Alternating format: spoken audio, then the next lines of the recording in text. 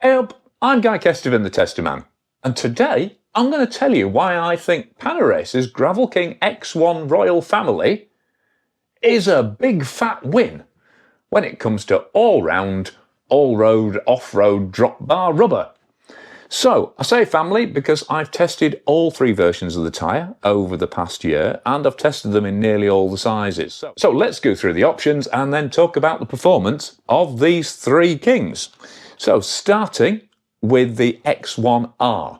They all use the new Tough-Tex casing from Panaracer, which is 120 TPI, but on the R version you don't get any additional puncture protection.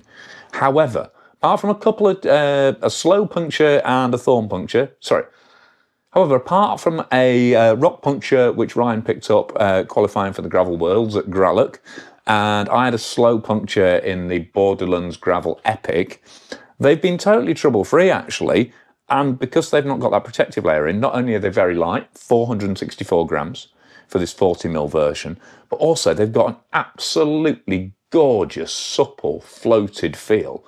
And they just feel really light and responsive. I mean, it's designed as the racing tyre, hence the R, but they really do pep up the ride quality and the speed of whatever bike you fitted to. I mean, they really were a breath of fresh air into the Stig, which had always felt a bit sturdy up until that point. But put those X1Rs in there and it started properly flying. So whenever I want to go fast, and I'm on the Panaracer ticket, then it's always the X1R I go towards. Then we've got the daily driver, the Gravel King X1 TLR. Again, Tough-Tex casing, but with a bead-to-bead puncture protection on it. I mean, that adds some weight, so these come in about 550 grams for the 45C here, and then up to 664 grams for the monster 50mm version, which is what I've been running on the tandem. And then you get the X1 Plus, which is the reinforced tyre, so what they call double strength casing on top of that standard Tough-Tex casing. I don't know if it is double or they've just added more reinforcement, but that's a 599 gram tyre in the 45C. But like I say, I've been using these on the gravel tandem on the rear with no drama at all, no inserts, nothing like that, and they've proved really impressively rock-proof. Certainly felt the rim through the back of that a few times, and zero drama in terms of the casing. They all use this new zero slip grip gravel compound, which is noticeably grippier in the wet than the previous ZSG compound on the Gravel Kings. That was kind of always their weak spot, and actually seemed pretty quick as well. I've seen rolling resistance tests on the R and the X1.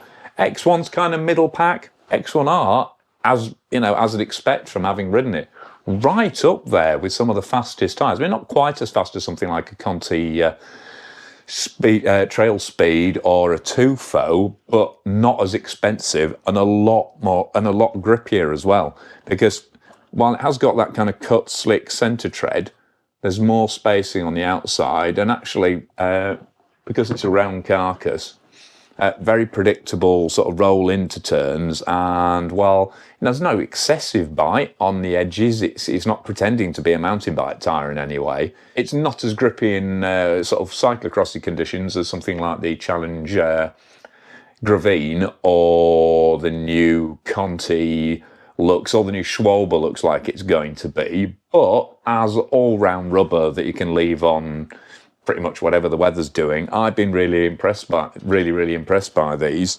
And this tyre has done a lot of mileage. I mean, it did the Welsh Marcher Castles with me, and it's kind of it's just my benchmark tyre to rate all other tyres against. And still, you know, perfectly even wear on it, no tears, and still, you know, because it's a single compound, there's no change in the grip levels as it wears down, and plenty of life left in that, and reasonably sharp edges on it too. So durability is good. Pricing is very reasonable. The two ends of the range, the R and the Plus, are about 20% more expensive than this basic TLR, but this starts around 50 quid, so it's a really good value tyre considering the performance is right up there with other fancier brands. So it's really only Specialized that you'll get cheaper, and I think in terms of ride feel, these Panaracers definitely edge it. And one thing where they definitely win is their size. Because while they come in officially 35, 40, 45, 50, when you actually measure them, and it's not just on certain rims. I mean, they're on a Mavic, they're on a Zip rim. This is a reserve rim. I've had a Mavic rims. That's on a Hope rim. They are proper fat. That 40 blows up to 43 mil. The 45 blows up to 48 mil. And guess what, maths fans? The 50 mil is actually 53 mil across the carcass. That's a 2.1 in old mountain bike money. And it's actually a 2.1, whereas most 2.1 inch mountain bike tyres don't measure up anything like that. This is probably the same width as most 2.25s. So the fact that they're still a reasonable weight means, you know, that's an added performance. The only time that's going to be a drawback is if you're trying to squeeze them into a frame and you've accidentally ordered a size that turns out to be bigger than it's supposed to be. So do watch that if you're on a tight clearance frame. Otherwise, my only real gripe is because you haven't got the sidewall protection in the X1R that you have in the TLR, is the slightly different colours. So in an ideal world, I'd run a TLR on the back and an X1R on the front. So you've got a bit more durability and puncture protection on the rear where it takes more abuse than you have on the front. But I'm too precious and sensitive to possibly consider running slightly different sidewall colours, so that's not going to happen. But if you're feeling proper dandy, they do some really radical special edition colours pretty much every year. They'll release a limited batch of all sorts of crazy colours like purples, pinks, yellows. So if you want to properly pimp out your gravel bike, make sure you have a look at those. Normally around springtime, ready for the Dirty Reaver that's just gone.